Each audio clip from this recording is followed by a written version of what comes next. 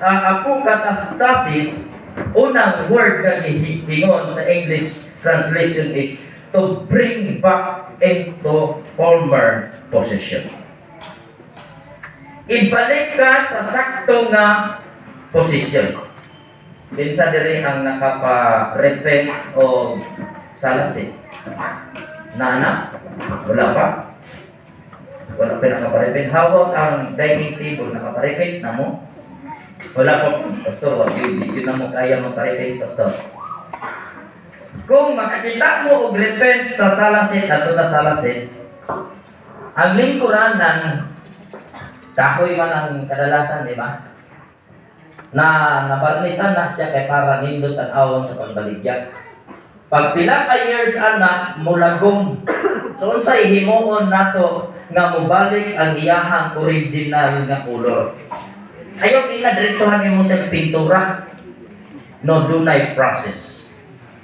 So sa tihapon ay gusto ta ni Lord i-restore into former position, giunsa ka pagbuhat ni Lord, gusto ni Lord nga ibalik ka dito. So ang mga tig-repent ana, dili na ingon nga, sige ma'am, okay na palitin ang barnis ma'am. Baka po sa barnis dito na barnisan, no? O sa imuon, kiskisan sa na. Ang uban ginagamitan og buak na bildo. Uban kutsilyo nga katong habol-habol, kaya nga naman katong mga design, mga hilit-hilit kani, mangito man na. Mo pang lugiton makuha tong itom unya human anak lihaan. Ang uban ginagamitan og buffer, kaya nga naman karon high-tech naman ron, di ba? Bapiro na nila, dili yung grinder kay maduot ni mo lubong man ang liha.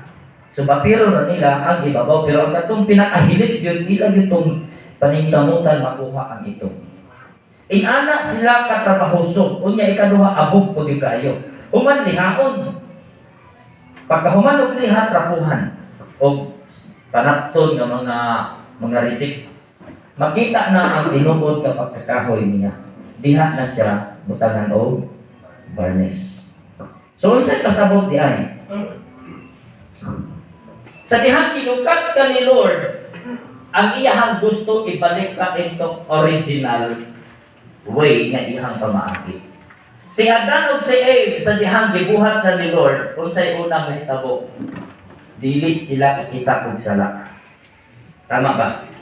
Dili sila kahuna-huna og sala. Ngano man, magsuroy-suroy sila sa garden, hukas. Wala sila kakita og unsay naa sa ilaha because they are holy. Inana ang unang gibuhat sa Ginoo. But when sin entered, unsa na nahitabo? Paglingi ni Adan, uy, unsa mo na? Tanawa mga bata ron. Di ba? Bata pa mga maulo na. Sa unang panahon, edad og 15, mulangoy og sapa, mulangoy og dagat, wa pa'y sapot no? Pero karon 2 to 3 years old, mag-ilis mo tago na. Nga naman, tungod sa nagdagan sa panahon. But the Lord, ang iyang design is a holy people. Gusto ni Lord na ibalik ka sa sakto. Pero dili na imo nga paglukat sa imong pagdawat kanimo kang Jesus Christ, automatic transform po. Ang may tabo sa katong salasit kung diretsuhan nimo pintura, may tabo mahimong hugaw lang gihapon tanawon. Ang imong plano nga imo siyang i-restore, hugaw lang gihapon siyang tanawon. So dili gusto si Lord ni anak nga tabunan lang ka. Ang purpose ni Lord, nganong si Jesus nagpaaga sa iyang dugo para i-wash out ang tanan ng mga daotan na asa ko. Gusto si Lord na mabutang ka in sakto ng posisyon. O sa may mong posisyon? Naglingkod ako, Pastor Karon. Naminaw ako. Ang imong posisyon, dili imong taman ra sa pagpungko, paminaw o paulit. Ang imong posisyon is to help the church. Unsay ang gingon, ganiha ako gingon in verse 8, hiusahon niya ang tanang binuhat diha sa langit o sa yuta sa pagmando ni Jesus Christ. So saon man pag-iusa kung kita igo ra ta mo likod-likod, dili ta mo invite. Ang sa inyo ni Grandpa ganyan, pag-invite mo sa inyong mga friends, sa inyong families. Kaya nga naman, dagan pa mga bakanting lingkuranan. Diba? Ayaw ka no. Kaya nga ang gusto sa Ginoo, ibalik ka sa sakto na posisyon. Sa pagbuhat sa Ginoo sa tuwaon sa purpose si Lord is moday sa iya. Ano ba? Kung sa may nakapalibog o nakapahimong gapos nato na wala pa man ta mabalik into position. Wala kinahanglan ka og lihaon. Tama ba? Para mo hamis-hamis ba? O sa may atong lihaon. At tula sa mga gitawag og bisyo. Sa kita rin giilan ani sa kaaway na to. Tama ka? Pag-una na sa batanon, o sa bisyo sa batanon karon, cellphone. Tama ba? Na mga batanon dali? Basig na yung nag-cellphone diya. Giilan ra mo. Giilan ra ta. Nag-practice ka o ML, formero, laayon pa ka. Tama ba sa mga nagdula o ML? Laayon ka, kay di ka kabalo. Nadugay na kay na master na ka, taas na kay ka-grang, pag mo-absent ka, isa ka adlaw, bubaba ang imong rank o isa kay star. Kabalo lagi ka pastor, kabalo dahil ka na. Hindi ko kabalo ang email, wag yung ko mag-practice anak. Kaya nga naman mo na ilang sulti. Kada adlaw, maningkamot sila nga modula o magpalod. Kinsa may inyong gisik-gisikan og load, same L. Kanang inyong load sa mga estudyante, ipalit pa na ninyo og papel o notebook, dako pa natabang sa eskwelahan. Pila may inyong load sa kada semana sa inyong email lang. Mga estudyante diri. Ay, dili lang estudyante din, may mga papa siguro na hilig og email. Mga papa diha na, Abi ninyo kayo ninyo ang bisyo, sigarilyo, inom lang.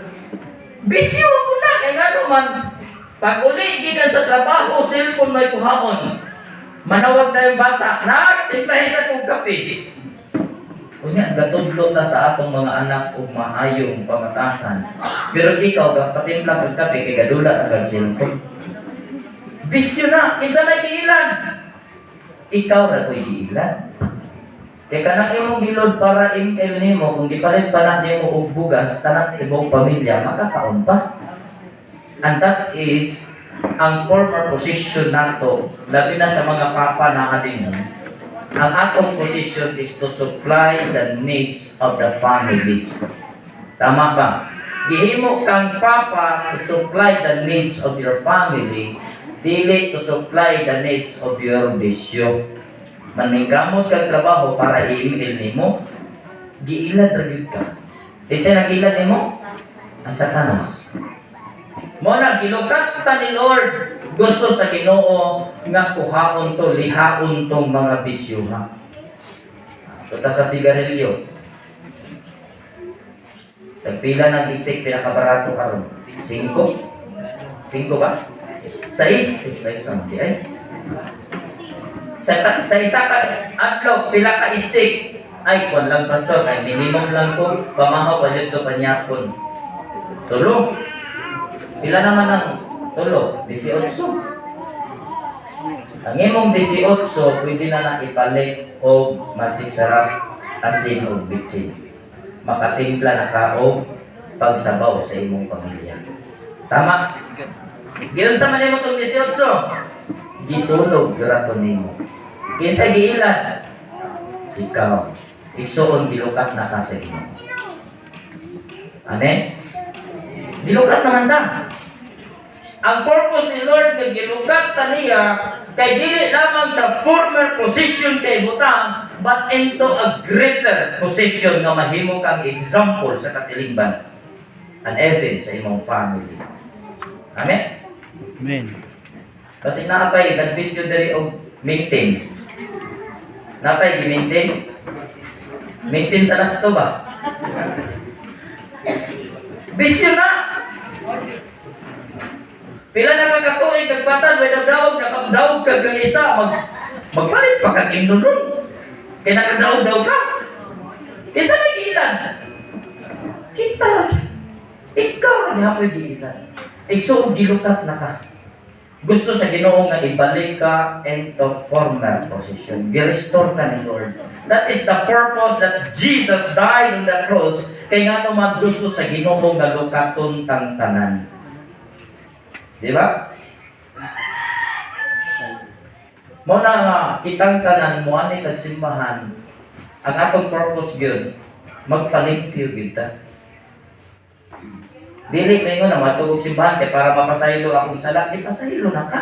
Unsay gingon sa verse 7, kay gilukat kita pinaagi sa dugo ni Kristo sa ato pa, napasaylo na ang atong mga sala.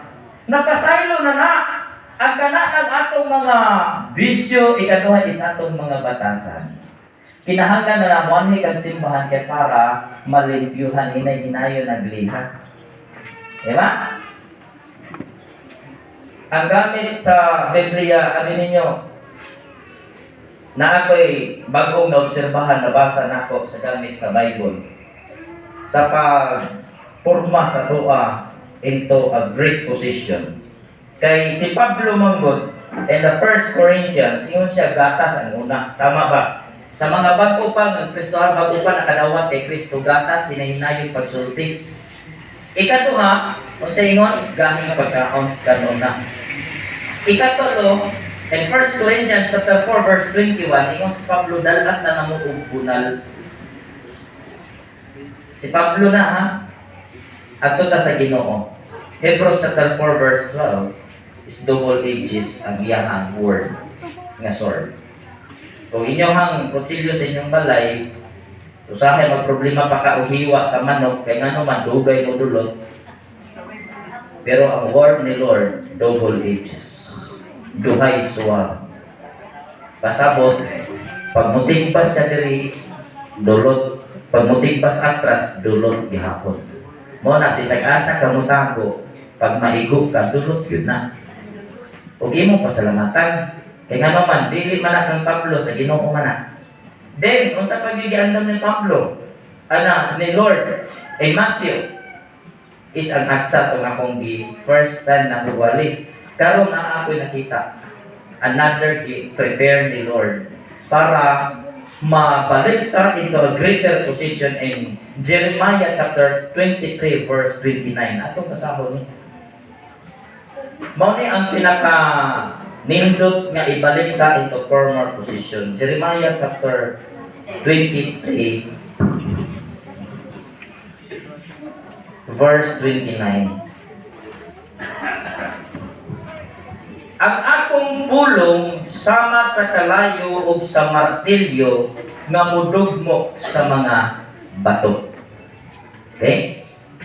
Ang pulong ni Lord sama sa kalayo ug sa martilyo. Kinsay dunay martilyo sa inyong balay?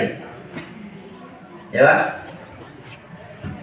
Mami ang gamiton kung kita gidawat na sa Ginoo, kung gusto ta mabalik into a greater position, gusto dahil sa Ginoo nga dugmokon tong mga bato-bato na kasing-kasing nimo. Amen. Mao nga ayaw pangluod nga maigo ka. Kay nga naman pasalamati ang Ginoo kay hinay-hinay nagbuha. Kung ato ta sa salasit, gipanglugid na ang gatong mga hugaw nga pinakahilit sa imuhang kinabuhi. Mo na ang gusto sa Ginoo to balik ka sa possession. Ikaduha nga meaning sa restoration is to bring to a healthy state. Ang plano ni Lord is ang healthy nga komunidad. Dili mahitabo ang healthy nga komunidad kung walay healthy nga family. Tama ba? Unsa nga healthy ka nang bagdag kuglawas? Healthy relationship sa family. Ang maayo nga relasyon, unsa man ay maayo nga relasyon? gusto sa Ginoo nga mabalik ang original nga porma para sa family into a good relationship. Kung atong mabantayan katong mga nag-agi og kasal, ilan na mo katuig? Kami 14 years naman ni. Salamat ka po sa Ginoo. Kung imo una-unaon sa diyang gikasal ka, o sa'y ginabuhat sa katong gikasal, butangan mo o veil, bilo, ang sa lalaki asay butang, sa baga, ang sa babae, sa ulo, nga naman, usay pasabot. Usay pasabot, anak. Kaysa tayo mga gikasal, usay pasabot ato. Pasabot, babae, under kani, husband. Biblically, wives, submit to your husband. Ganong tunay connection? Because of the love of the Lord. Okay?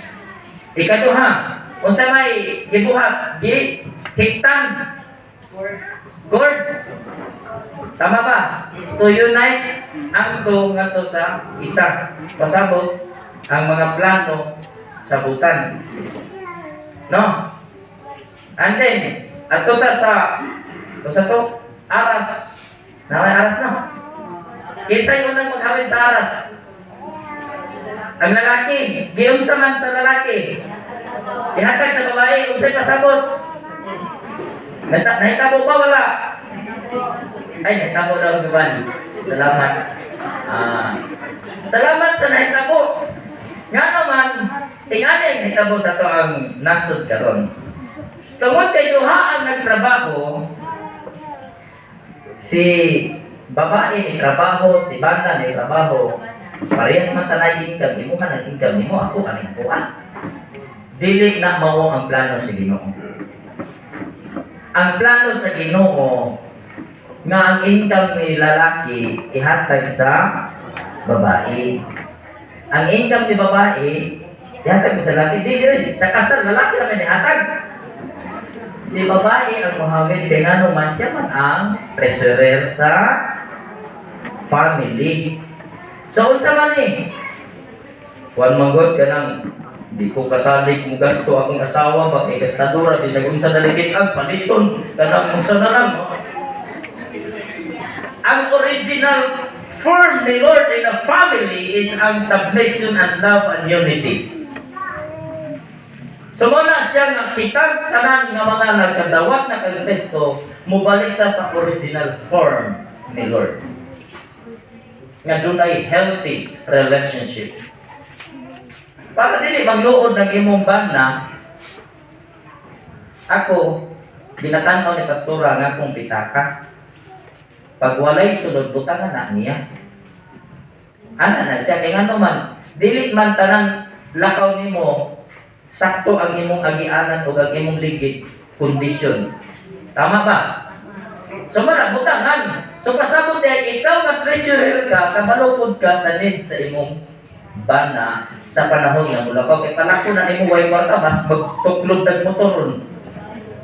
Amen? Amen. So that is your work as treasurer to know the needs of your husband kay para hapsay o sakto ang relasyon na to. Ibalik na sa Ginoo ang atong relasyon. Ganong nakatadali kay gusto sa Ginoo, ibalik na ang tayo. Amen. Basig na ay magsalalay sa niya, magulit sa balay. Abi ang sendo mo! Oo. Na ang sakto nga relasyon ang pagsinagtanan. Amen? Kaya mo niya ang gusto sa Ginoo sa to. To restore. Gilukat ka ni Lord. Gilukat ka ni Lord. Kaya para ma-restore ang tanan. So muna ang gusto sa Ginoo sa ato kinabuhi.